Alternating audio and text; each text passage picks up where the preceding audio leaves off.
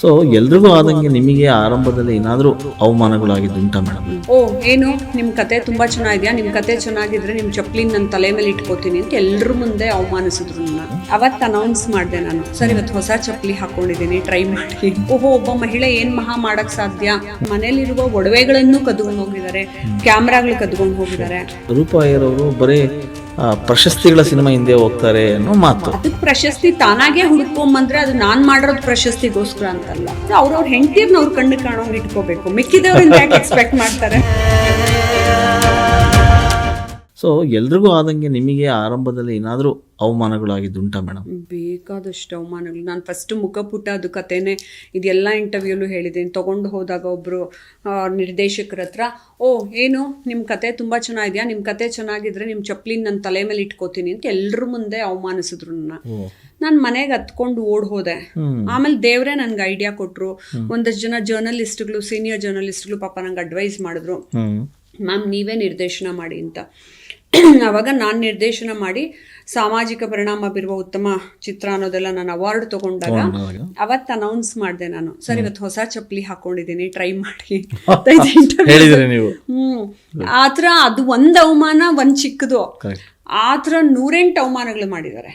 ಅಯ್ಯೋ ಅದು ನಾನು ಲೆಕ್ಕಕ್ಕೆ ಇಟ್ಕೊಳ್ಳಲ್ಲ. ಬಿಕಾಸ್ ನನ್ನ ಟಾರ್ಗೆಟ್ ಅಲ್ಲಿ ವಾಕ್ ಮಾಡಬೇಕು ಅಂದ್ರೆ ಇವ್ರುಗಳೆಲ್ಲ ಏನ್ ಮಾಡ್ತಿರೋ ಅಂತಿರ್ತಾರೆ. ಸೊ ಅದನ್ನ ನಾನು ಧರ್ಮದಿಂದ ನಡೀತಿರೋದ್ರಿಂದ ಅವ್ರು ಡಿಸ್ಟ್ರಾಕ್ಟ್ ಮಾಡಕ್ಕೆ ಅಂತಾನೆ ಬರ್ತಾರೆ ನಮ್ಮನ್ನ. ಓಹೋ, ಒಬ್ಬ ಮಹಿಳೆ ಏನ್ ಮಹಾ ಮಾಡಕ್ ಸಾಧ್ಯ, ಅವಳೇನ್ ಮಾಡ್ತಾಳೆ ಹಂಗಂತ ನಾನೇನ್ ಹಿಂಗ್ ಹೋಗಿ ರೀಚ್ ಆಗಿ ತೋರಿಸ್ಬೇಕು ಅಂತಿಲ್ಲ. I am good at my field. ನಾನೊಂದು ಧರ್ಮದಿಂದ, ನ್ಯಾಯದಿಂದ ಗೌರವಾನ್ವಿತವಾಗಿ ಬದುಕ್ತಾ ಇದ್ದೀನಿ. ಸೊ ಅವಾಗ ನನ್ಗೆ ಯಾರ್ದು ಇವ್ರದೆಲ್ಲ ಸರ್ಟಿಫಿಕೇಟ್ ಬೇಡ. ನಾನು ಎಜುಕೇಷನರಿ ಸರ್ಟಿಫಿಕೇಟ್ ಇದೆ, ದೇವರಿಂದ ನನ್ನ ಸರ್ಟಿಫಿಕೇಟ್ ಇದೆ, ನನ್ನ ಮಾನವೀಯತೆಯಲ್ಲಿ ಸರ್ಟಿಫಿಕೇಟ್ ಇದೆ, ಅದೆಲ್ಲ ಇರುತ್ತೆ. ಸೊ ಹಾಗಾಗಿ ತುಂಬಾ ಕಷ್ಟಗಳನ್ನ ಕೊಟ್ಟಿದ್ದಾರೆ. ಮತ್ತೆ ಇನ್ ಟೈಮಲ್ಲಿ ಕೆಲಸ ಮಾಡಲ್ಲ ಸರ್ ಯಾರು, ಮಹಿಳಾ ನಿರ್ದೇಶಕಿ ಅಂದ್ರೆ ಇನ್ ಟೈಮಲ್ಲಿ ಮಾಡಲ್ಲ. ಆಮೇಲೆ ನಮ್ಮ ಮನೇಲಿ ಇವಾಗೆಲ್ಲ ಬಿಟ್ಬಿಟ್ಟು ಹೋಗಿದ್ದೆ ನಾನು ಹಿಂದಿ ಫಿಲಮ್ದು ಮಾಡ್ಬೇಕಾದ್ರೂ. ನಾನು ಅಷ್ಟು ನಂಬ್ತೀನಿ ಜನನ, ದೇವರೆಲ್ಲ ಇಟ್ಟಿದ್ದೀನಲ್ಲ, ಯಾರು ಕದಿಯಲ್ಲ ಅಂತ, ಎಲ್ಲ ಕದ್ಕೊಂಡು ಹೋಗ್ತಾರೆ. ಯಾಕೆಂದ್ರೆ ಮನುಷ್ಯನ್ಗೆ ದುಡ್ಡಿನ ಅನಿವಾರ್ಯತೆ ಇದ್ದಾಗ ಅವನು ದುಡ್ಕೊಳ್ಳಲ್ಲ ಮೈ ಬಗ್ಸಿ. ನೀವು ನಂಬಲ್ಲ, ನನ್ನ ರೂಮಲ್ಲಿ ನನ್ನ ಮನೇಲಿರುವ ಒಡವೆಗಳನ್ನು ಕದ್ಕೊಂಡು ಹೋಗಿದ್ದಾರೆ, ಕ್ಯಾಮ್ರಾಗಳು ಕದ್ಕೊಂಡು ಹೋಗಿದ್ದಾರೆ.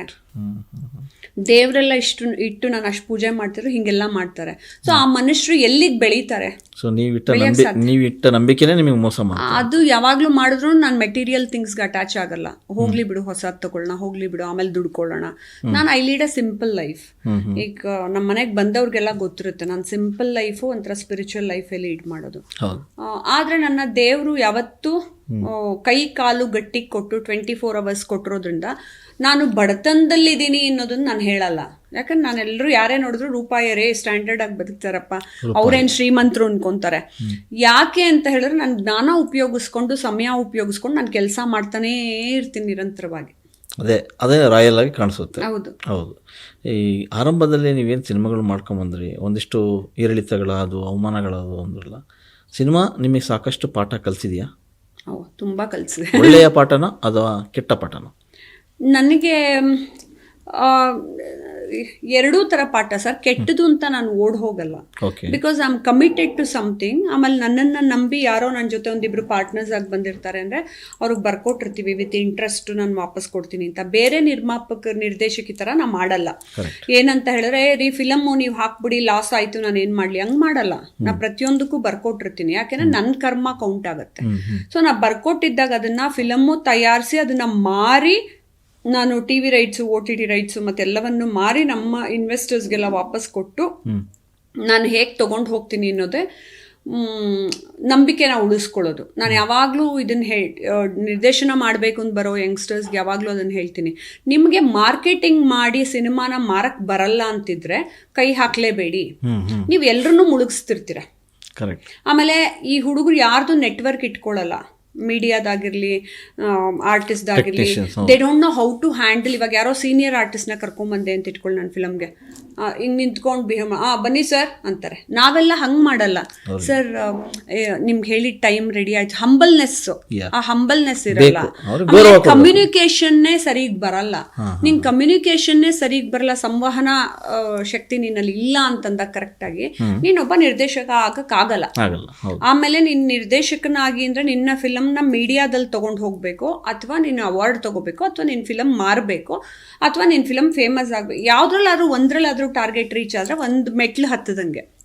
ನೀನ್ ಏನೋ ಮಾಡ್ಲಿಲ್ಲ ಅಂದ್ರೆ ಯಾಕಪ್ಪ ನಿರ್ದೇಶನ ಮಾಡಕ್ ಬರ್ತೀಯಾ ಅನ್ನೋದನ್ನ ನಾನು ಯಂಗ್ಸ್ಟರ್ಸ್ ಟೀಚ್ ಮಾಡೋದೇನಂದ್ರೆ ಮಾರ್ಕೆಟಿಂಗು ಕಲಿಯಬೇಕು. ಈಗ ನನ್ನ ಆಡಿಯೋ ರಿಲೀಸ್ ಎಲ್ಲ ನಾ ಹೆಂಗ್ ಮಾಡ್ಕೋತಿದ್ದೆ ಅಂದ್ರೆ, ನಾನು ನಿರ್ಮಾಪಕರ ದುಡ್ಡು ತಗೊಂಡ್ ಮಾಡ್ತಿರ್ಲಿಲ್ಲ. ನಾವಾಗ್ಲೇ ಹೇಳ್ದಂಗೆ ಮಿಸ್ ಕರ್ನಾಟಕ ಅದೇನೋ ಬೇರೆ ಇವೆಂಟ್ ಮಾಡಿ, ಬೇರೆ ಸ್ಪಾನ್ಸರ್ಸ್ ನ ತಂದು, ಬೇರೆ ಕಡೆ ಮಾಡ್ಕೊಂಡು ಆ ಥರ ಮಾಡ್ಕೊಂಡು ಮಾಡ್ತಿದ್ದೆ. ಸೊ ಒಂದು ಫಿಲಮ್ಮು ಏನೋ ಒಂದು ಪ್ರಾಜೆಕ್ಟ್ ನೀವು ತಗೊಂಡ್ರೆ ಎಲ್ಲಾ ತರದಲ್ಲೂ ಎಫರ್ಟ್ ಹಾಕ್ಬೇಕು. ನಿಜ. ಈಗ ಒಂದು ಸಿನಿಮಾ ನೀವು ಮಾಡಿದ್ರಿ, ಮಾಡಿದ್ಮೇಲೆ ಒಂದಿಷ್ಟು ಬೇರೆ ಬೇರೆ ಸಮಸ್ಯೆಗಳನ್ನು ಕೂಡ ಎದುರಿಸ್ತಾ ಬಂದ್ರಿ. ಎಲ್ಲ ಒಂದು ಕಡೆಗೆ ರೂಪಾ ಅಯ್ಯರವರು ಬರೀ ಪ್ರಶಸ್ತಿಗಳ ಸಿನಿಮಾ ಹಿಂದೆ ಹೋಗ್ತಾರೆ ಅನ್ನೋ ಮಾತು.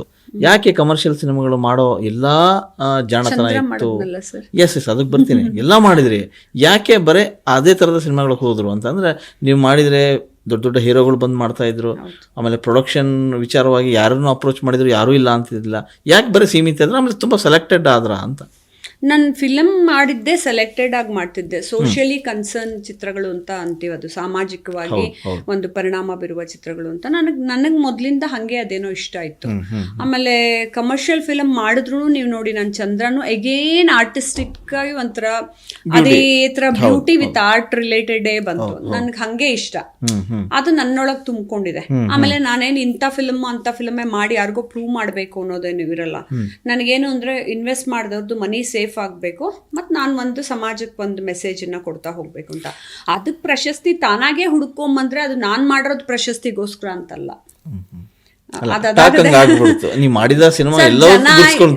ಇವನ್ ಚಂದ್ರಾಗೂನು ಬೆಸ್ಟ್ ಕ್ಯಾಮ್ರಾಮನ್ ಎಲ್ಲ ಅವಾರ್ಡ್ಗಳು ಬಂತು. ಎಲ್ಲ ನಂದು ಪ್ರೀವಿಯಸ್ ಕಲರ್ಸ್ ಫಿಲಮ್ಗಂತೂ 45 ಇಂಟರ್ನ್ಯಾಷನಲ್ ಅವಾರ್ಡ್ಸ್ ಎಲ್ಲಾ ದೇಶಗಳಲ್ಲೂ. ಹಂಗಂತ ನಾನು ಹುಡ್ಕೊಂಡು ಹೋಗದೆ ಹೋದ್ರು ಅದಾಗದೆ ಬರುವಂತಹ ಇದನ್ನ ಅದು ಇಟ್ಕೊಂಡಿದ್ರೆ ನಾನು ಅದಕ್ಕೆ ಮಾಡಿದೆ ಅನ್ನೋದಲ್ಲ. ಅದನ್ನು ನೋಡಿ, ಇವಾಗ ಏನ ಫ್ಲೈಟ್ ಕ್ರಾಶ್ ಅಲ್ಲಿ ಅಹಮದಾಬಾದಲ್ಲಿ ಒಬ್ರು ಸರ್ವೈವ್ ಆದ್ರಲ್ಲ, ಇದೇ ಫಿಲ್ಮ್ನ ನಾನು 8 ವರ್ಷ ಹಿಂದೆನೆ ಮಾಡಿದೆ. ಫ್ಲೈಟ್ ಕ್ರಾಶ್ ಅಲ್ಲಿ ಒಂದೇ ಒಂದು ಮಗು ಸರ್ವೈವ್ ಆಗುತ್ತೆ ಕಲರ್ಸ್ ಅಲ್ಲಿ. ಸೊ ಅದು ಕಾಡಲ್ಲಿ ಬಿದ್ದಿರುತ್ತೆ ಅಂತ ನಾನು ಅವಾಗ್ಲೇ ಈ ಕತೆ ನನ್ನ ಮೈಂಡಿಗೆ ಬಂದಿದ್ದ ಥಾಟ್ ಅನ್ನ ನಾನು ಅದನ್ನ ಮಾಡಿ ಅವಾಗ್ಲೇ ಅದಕ್ಕೆ ಅವಾರ್ಡ್ ಬಂದ್ರೆ ನಾನು ಅವಾರ್ಡ್ಗೋಸ್ಕರನೇ ಮಾಡಿದೆ ಅಂತಲ್ಲ, ಅದಾಗದೇ ಅವಾರ್ಡ್ ಬಂದಿರುತ್ತೆ. ಮತ್ತೆ ಇನ್ನೊಂದೇನು ಅಂದ್ರೆ, ಜನ ಎಲ್ಲದಕ್ಕೂ ಅಂತಾರೆ ನೀವೇನ್ ಮಾಡಿದ್ರು. ನೀವು ನಂಬಲ್ಲ, ನಾನು ದೊಡ್ಡ ಬಿಂದಿ ಇಟ್ಕೊಳ್ತಾ ಇದ್ದೆ ಚಿಕ್ಕ ವಯಸ್ಸಲ್ಲಿ. ಏನ್ ಮೇಡಮ್ ಮಾರಮ್ಮ ತರ ಇಟ್ಕೊಂಡ್ಬರ್ತೀರಾ ಅಂತಾರೆ. ಸಣ್ಣ ಬಿಂದಿ ಇಟ್ಕೊಂಡ್ರೆ ಲಕ್ಷಣವಾಗಿ ದೊಡ್ಡದು ಇಟ್ಕೊಳ್ರಿ ಅಂತಾರೆ. ನಿಮ್ಗೆ ಎಲ್ಲದಕ್ಕೂ ಅಂತಾರೆ ಅವರು.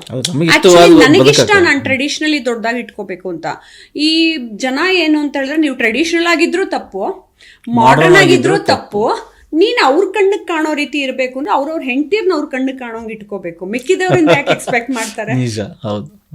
ಆಮೇಲೆ ನಾನ್ ಟ್ರೆಡಿಷನಲ್ ಆಗೇ ಬದುಕೊಂಬಂದವಳು, ಅದಕ್ಕೂ ಅಂತಾರೆ ಮೇಡಮ್ ಹಿಂಗೆ ಹಾಕಿದ್ರೆ ಯಾಕೆ ರುದ್ರಾಕ್ಷಿ ಹಾಕೋತೀರಾ ಅಂತ ಹೇಳ್ತಾರೆ.